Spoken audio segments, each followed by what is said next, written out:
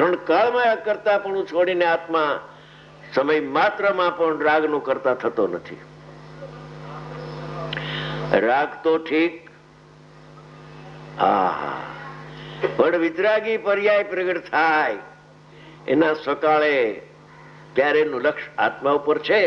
તેથી આત્માને આશ્રય થઈ વાત બરાબર છે, પરના લક્ષ્ય થતી નથી. તો એ પર્યાયનો કરતા આત્મા નથી, સ્વયં એના સટકારકથી ક્ષણિક ઉપાદાનથી થાય છે.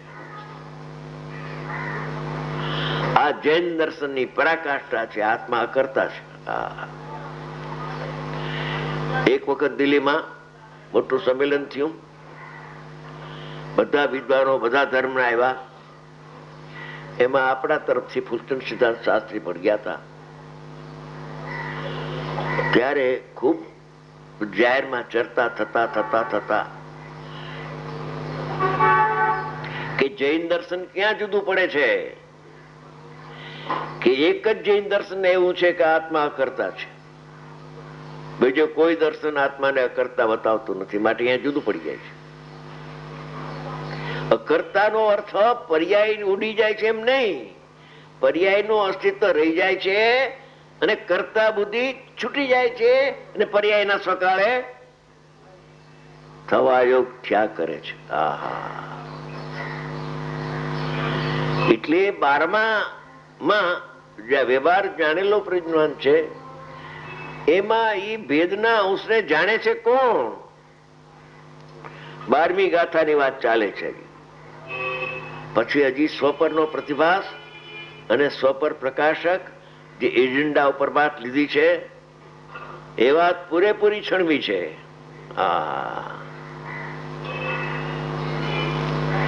કે એને જાણે છે કોણ, એનો વિચાર કર્યો. પૂછ્યું ગુરુદેવને તે કે સાહેબ વ્યવહાર જાણેલો પ્રજ્ઞાન છે એ તો આગમનું વચન અમને શિરોમાન્ય છે, એમાં તો પ્રશ્ન શંકાય નથી ને આશંકાય નથી આગમમાં. પણ મારે સમજવા માટે હું પૂછું છું પ્રભુ. તો જ્ઞાની કે પૂછ કે સાહેબ એને કોણ જાણે છે ભેદને? કેમ કે શુદ્ધ ઉપયોગ છૂટી ગયો છે, પરિણતિ અભેદ છે અતિન્દ્રિય જ્ઞાનની, કેવું જ્ઞાન થયું નથી. આખો ઉપયોગ અભેદ થઈને મોક્ષ થયો નથી. અતિન્દ્રિય જ્ઞાન પ્રગટ થઈ ગયું છે, પરિણતિ અભેદ છે, આત્માને જાણે છે 24 કલાક 8 પોર.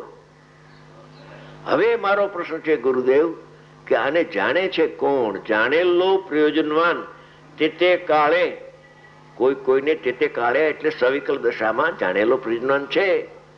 વ્યવહાર એટલે ભેદ. ભેદનું નામ વ્યવહાર છે. ભેદને જાણે તે વ્યવહાર, અભેદને જાણે તે નિશ્ચય. શું કહ્યું? ભેદને જાણે તે વ્યવહાર, અભેદને જાણે તે નિશ્ચય. સવિકલ દશામાં આવી ગયા છે. તો એને જાણે છે કોણ પ્રભુ? સમજાવો અમને. કે અતિન્દ્રિય જ્ઞાન જાણે છે એને, કે ઇન્દ્રિય જ્ઞાન ઉભું થયું એ જાણે છે? મનનો વિષય છે કે જ્ઞાનનો વિષય છે? ભેદ. જો આ સ્વપર પ્રકાશકની ગહેરાઈમાં આપણે ઉતરીએ છીએ કે આચાર્ય ભગવાન કહે છે કે એ તો એ વખતે તો એને સવિકલ દશા આવી ગઈ છે એટલે શુદ્ધ ઉપયોગ તો છે નહીં, અને પરિણતિ તો આત્મામાં ભેદ થઈ છે. અહીંયાથી છૂટીને આને જાણે તો પરિણતિ રહેતી નથી. અભેદમાં પરિણતિ છે, અતિન્દ્રિય જ્ઞાન એ તો છે, સમય વધે પણ છે. પણ અહીંયાથી છૂટીને ભેદને જાણે, ભેદને જાણવામાં જ્ઞાન આવતું નથી. તો છે શું? કે ઇન્દ્રિય જ્ઞાન એને જાણે છે. એક અપેક્ષાએ કહ્યું, આચાર્ય ભગવાને કહ્યું 373 થી 382 ગાથામાં કહ્યું કે બુદ્ધિનો વિષય છે. ભેદ એ બધા બુદ્ધિના વિષયમાં જાય છે. બુદ્ધિ એટલે મન, મન એટલે ઇન્દ્રિય જ્ઞાન એક, એ અપેક્ષા એ વ્યવહાર કહેવાય, કેમ કે એ સમ્યક જ્ઞાન છે, મિથ્યા જ્ઞાન નથી. હવે ઇન્દ્રિય જ્ઞાન છે, ઇન્દ્રિય જ્ઞાન જ્ઞાન નથી, છે જ્ઞેય, તો પણ મિથ્યા જ્ઞાન નામ એને પામતું નથી. હવે તો એ બુદ્ધિનો વિષય છે એમ પણ કહેવાય, તો વ્યવહાર જાણેલો પરિજ્ઞાન. બીજું એની પ્રગટ થતી પર્યાયમાં એનો પ્રતિભાસ દેખીને જ્ઞાન એને જાણે છે એમ કેવું તે વ્યવહાર છે. ભેદની સન્મુખ જ્ઞાન ત્રણ કાળમાં એક સમય માત્ર નહીં થાય, મરી જાય તો નહીં થાય આત્માનું જ્ઞાન. પરની સન્મુખ તો થતું જ નથી કોઈ કાળે, તારી બુદ્ધિ બગડી જશે. પણ પરની સન્મુખ જ્ઞાન આત્માને છોડીને પરની સન્મુખ થઈને પરને જાણે, એ તો જ્ઞાનનો સ્વભાવ નથી, તો અજ્ઞાન થઈ જશે, ઇન્દ્રિય જ્ઞાન થશે. પર સન્મુખ થાય એ તો ઇન્દ્રિય જ્ઞાન હોય, આત્મજ્ઞાન પર સન્મુખ ન થાય ભાઈ. આત્માનું જ્ઞાન તો નિરંતર પોતાના આત્માને જાણવાનો છોડતો જ નથી. એનું નામ સમ્યક જ્ઞાન છે. હવે વ્યવહાર જાણેલો પરિજ્ઞાન છે. એના બે પ્રકાર કયા? પ્રતિભાસની અપેક્ષા એ જાણે છે એમ પણ ઉપચાર કહેવામાં આવે.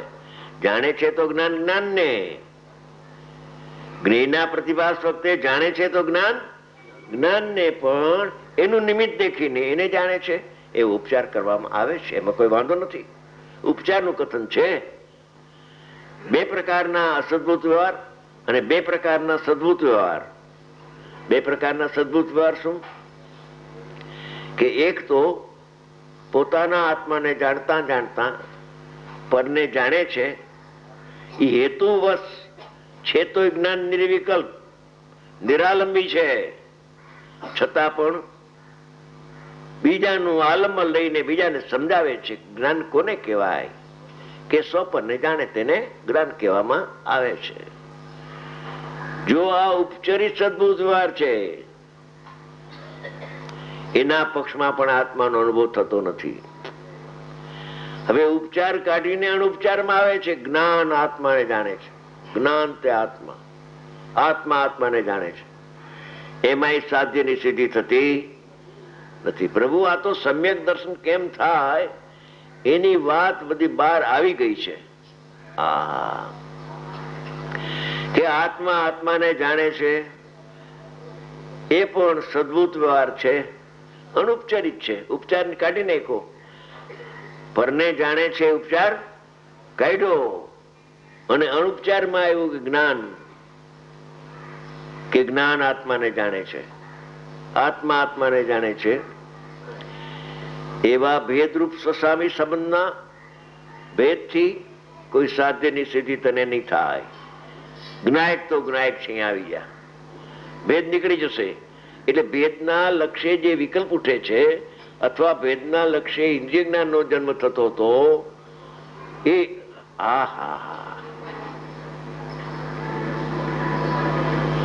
અજમેરા ઠરી ગયા, આમ થઈ ગયા. આ ઠરવાની જ વાત છે. રેખડો તો બહુ અનંત કાળથી. એ આત્માનું જ્ઞાન રેખડું નથી હોય, ધ્યાન રાખજો. આત્માને છોડે છે ત્યારે ઇન્દ્રિય જ્ઞાન ઉભું થાય છે, એ રખડવાનું કારણ છે. ઇન્દ્રિય જ્ઞાન જ્ઞાન નથી, એ તો જ્ઞેય છે. એકત્રી ગાથામાં આવશે, આના પછી ગાથા આવવાની છે. એકત્રી ગાથા. જગત આખું એને જ્ઞાન માને છે, આખું વિશ્વ. શાસ્ત્ર જ્ઞાન તે જ્ઞાન નથી ભાઈ. પરસત્તા અવલંબનશીલ જ્ઞાન બંધનું કારણ છે. ગણધર ભગવાનનું જ્ઞાન 12 અંગનો ઉઘાડ.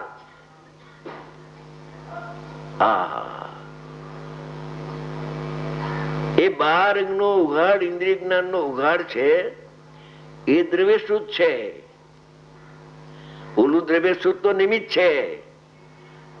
ભાવ શુદ્ધ કને કઈ કે જે આત્માને પ્રત્યક્ષ અનુભવ અભેદ થાય અને આનંદના ઘટાઘટી આવે અંદરમાં, એનું નામ ભાવ શુદ્ધ છે.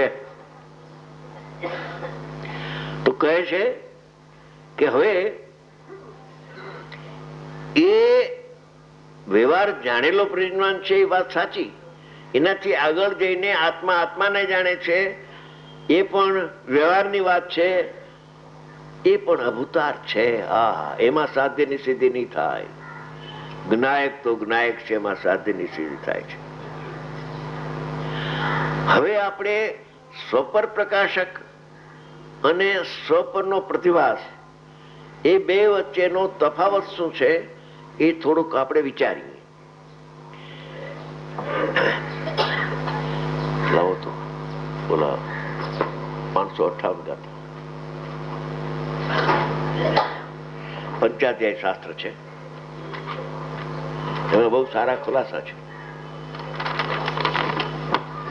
પંચાધ્યાયની ભાગ પેલો 540 થી 545 ગાથા, એનું વાંચી અધ્યયન કરીને મનન કરજો.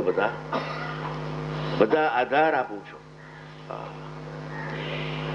એમાં એક 558 ગાથા છે, એકદમ મોસ્ટ ઇમ્પોર્ટન્ટ છે ગાથા.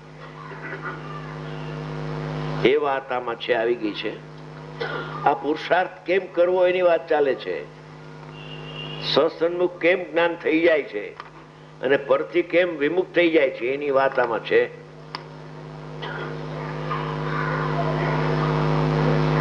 અર્થ 558 નો અર્થ કરું છું. સંસ્કૃત નો શ્લોક છે. હું સંસ્કૃત ભણેલો નથી એટલે વાંચું તો ક્યાંક દોષ આવી જાય એટલે વાંચતો નથી. અર્થ કરું છું. જ્ઞાન અર્થ વિકલ્પાત્મક હોય છે. ત્રણે કાળ જ્ઞાન અર્થ વિકલ્પાત્મક હોય છે. અર્થાત જ્ઞાન સ્વપર પદાર્થને વિષય કરે છે એટલે પ્રતિભાસ થાય છે. બેનો પ્રતિભાસ થાય છે જ્ઞાનમાં. પ્રતિભાસમાં આવશો તો જ્ઞાનમાં આવી જશો, અને સ્વપર બેને જાણે છે તો જ્ઞેય સન્મુખ થઈ જશો.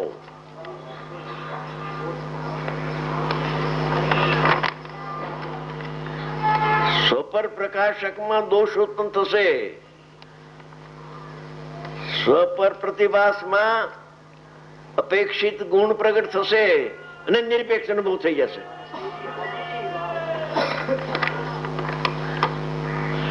અસાધારણ વાત છે. બે આગમનું વચન છે. સ્વપર પ્રકાશક પણ આગમમાં છે અને સ્વપરનો પ્રતિભાસ પણ આગમમાં છે. જેનાગમમાં છે. પ્રવર્તન સારમાં બહુ ઠેકાણે છે એની વાત. 124 ખાસ છે. જ્ઞાન અર્થ વિકલ્પાત્મક હોય છે. તેથી જ્ઞાન સ્વપરને વિષય કરે છે. જ્ઞાન સામાન્યની અપેક્ષાએ જ્ઞાન એક જ છે. સામાન્યની અપેક્ષાએ કોઈ જ્ઞાનના ભેદ નથી. જ્ઞાન જ્ઞાન જ્ઞાન જાણવું જાણવું જાણવું જાણવું જાણવું, બસ. કોને જાણવું ને કોને ન જાણવું એ વિવક્ષા નહીં. વિવક્ષાનો અભાવ એને સામાન્ય કથન કહેવામાં આવે છે. સામાન્યની અપેક્ષાએ જ્ઞાન એક જ છે. કેમ કે અર્થ વિકલ્પણું બધા જ્ઞાનોમાં છે. જયસેન આચાર્ય ભગવાને લખ્યું છે કે 8 જ્ઞાનમાં અર્થ વિકલ્પણું છે. અભવિના જ્ઞાનમાં પણ સ્વપરનો પ્રતિભાસ થાય છે, જ્ઞાયકનો પ્રતિભાસ થાય છે અને રાગાદિનો દેહાનો પ્રતિભાસ થાય છે. બેને જાણે છે એમ ન લેવું. પ્રતિભાસમાં પ્રતિભાસ છે અહીંયા પૂર્ણવિરામ કરી નાખવાનું. પછી કોને જાણે છે એનો આખો આધાર પુરુષાર્થ પર છે, આમાં છે. પરંતુ વિશેષ વિષયોની અપેક્ષાએ એક જ જ્ઞાન. તે જ જ્ઞાનના સામાન્ય જ્ઞાનના બે ભેદ થઈ જાય છે. વિષય ભેદે ભેદ છે.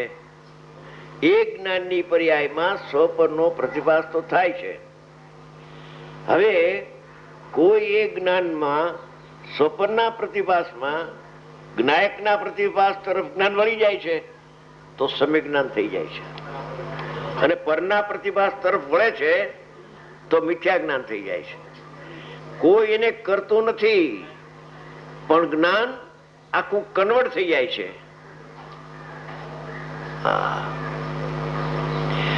કાં તો જ્ઞાનનું જ્ઞાનત્વ પ્રગટ થાય અને કાં જ્ઞાનનું અજ્ઞાન પ્રગટ થાય. એ પોતાના પુરુષાર્થની વાત છે. હું પરને જાણું છું, પરને જાણું છું, પરને જાણું છું, સ્વપરને જાણું. પરને જાણું છું એ તો ભ્રાંતિ છે, પણ સ્વપરને જાણવું એ તો વ્યવહાર છે. માટે ભ્રાંતિ તો મારે કરવી નથી. તો એમાં એકાંતો દોષ આવે. હોશિયાર બહુ છે, ડાપણ બહુ કરે છે, હોશિયારીથી વાત કરે. એકલા પરને જાણે એ તો ભ્રાંતિ છે, એવું તો છે નહીં. જેના આગમમાં સ્વપરને જાણે એ બરાબર. બેને જાણે, બેને જાણે કે બેનો પ્રતિભાસ થાય છે. મોટો તફાવત છે, પૂર્વ પશ્ચિમ જેટલો તફાવત છે.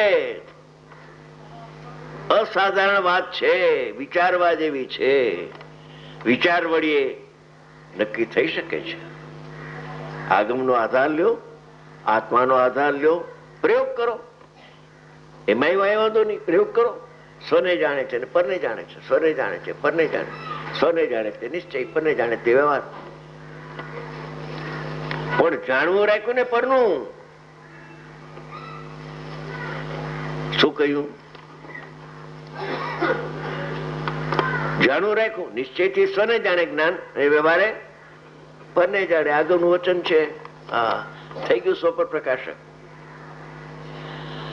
અરે ભાઈ, નિશ્ચયથી સ્વ જાણે, પરને વ્યવહારે પરને જાણે, એ હવે તું થોડીક વાર ગૌણ કરી દે. અત્યારે બહુ ચર્ચા